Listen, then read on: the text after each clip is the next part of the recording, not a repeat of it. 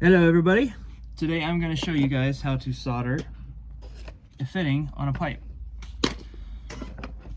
So there's some important things when it comes to soldering. So first you need to make sure there's no water in the pipe itself. This one happens to be an exterior relief line, so there's not going to be any water in there to begin with, so that's going to help us out a lot. The next thing you want to do is make sure that it's very clean. Like right now it's all painted, has tape on it. So we're gonna take that tape off, we're gonna get all that paint off, we're gonna sand it and get it all clean. The next thing you want to make sure is that you use an acid, which is it's called Flux. I use Coppermate. Very good, it flows very well. Silver Bright solder, very good. You're gonna want some kind of torch. So I use MAP gas. You can use propane up to a certain size on pipes. Maybe 3/4 being the maximum. But MAP gas, I mean, you can go up to 1.5 inches with MAP gas. It's going to work a whole lot better. And then a tip that you can get from either Home Depot. This one comes from this Turbo Torch. It comes from a supply house. You don't have to get too fancy. I've used both. They both get the job done. And then you'll want a rag to clean up after. So get this repositioned here. So the first thing we're going to do is we want to get all this tape and this paint off of here. So I take my knife. I know it's got tape on it because we protect these from the painters, which almost makes it more difficult sometimes than just getting the paint off. So I'm going to strip off this tape first.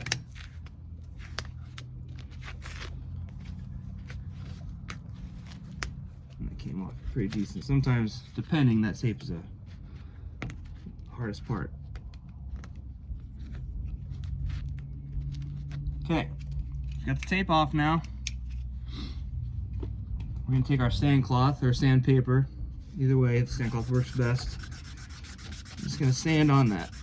Make sure it's all nice and cleaned off. Get a shiny appearance. You don't want to have any residue on there. We're going to take our fitting and also clean it with a wire brush, or you can also use your sandcloth. Just clean off like that. What we're trying to do is get that, there's a protective layer on top of there. We want to get that scratched and doled up a little bit, so that way this flux will stick to it, and then the solder will also take to it. All right. So next thing you need is your copper cutters. You can either use copper cutters. You can also use a hacksaw or a sawzall with a metal blade. That works also. But if you do use those, you have to watch for the burrs. It'll really kind of chew it up. The copper cutters, you can use these. Big ones, you can go on the cheap. Also, you can get some smaller ones. They're called mini cutters, and you can probably pick these up a lot cheaper. I think I got these at Harbor Freight for like there's like a 1/2 inch, a 3/4, and a 1 inch for like 20 bucks or something like that. But I prefer to use copper cutters when I get a chance. We're just gonna get it away from the wall a little bit. And what this is a relief line. So we can't have it, we need to have it within 6 inches of the ground, so that way in case that water heater blows off, all that hot water is gonna come gushing out. So we don't want it to point at somebody and potentially burn them. So what the standard is about 6 inches above the ground. Little turns, there we go. Kind of check inside. Like right now, this big piece of concrete came out, so I'm gonna check inside and make sure that there's nothing in there.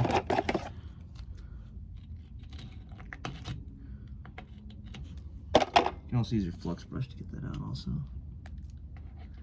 There. All right, so now we're gonna flux the pipe. Just paint it on there. Don't have to go crazy, just enough to fit over the fitting. Put it on there next. Now we're gonna measure to the top, from the ground to the pipe is at 15 inches. So we're gonna do subtract out 6 inches, which will give us 9. Take our copper, measure out 9 inches.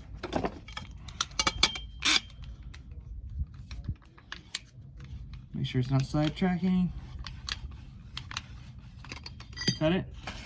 And if you just put this on there, so we're gonna clean it up, and flux it. And a lot of times, when you put it on there, it won't fit very tight, and it'll want to keep falling off every time you go to solder it. It'll just keep falling off. So what I like to do is I'll take my channel locks here, just give it not a lot, but just a little pinch. It gives it a little bit of an edge, just enough to make sure that it's nice and tight in there. It's not going to want to fall off. All right. So now when we solder, we have the fitting, then we have the pipe, both sides. Where we want our flame to be directed is at the fitting to this back side here. So what this flux does is it cleans, and also it draws in the solder once it gets hot. So we want that solder to go in all the way into the side of this fitting.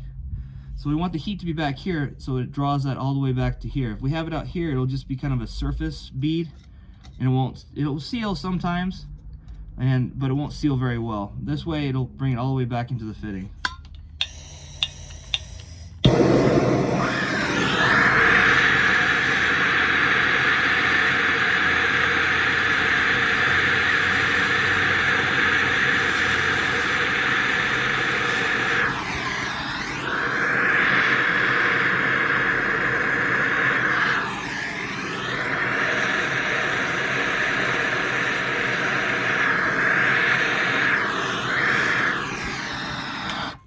Obviously, be careful with the heat because it's a torch.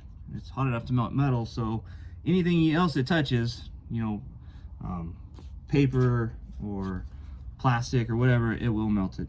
So now, as you watch it, it'll go from really hot, it'll be shiny, the solder in there, and then it'll start to cool down and it'll become dull. Once you see it become dull like that, now it's good to take your rag and clean off any excess flux or solder that might have been on there. Makes it look nice, and now you won't have all that the green corrosion that comes from that extra flux on there. So that's how I do it, and thank you.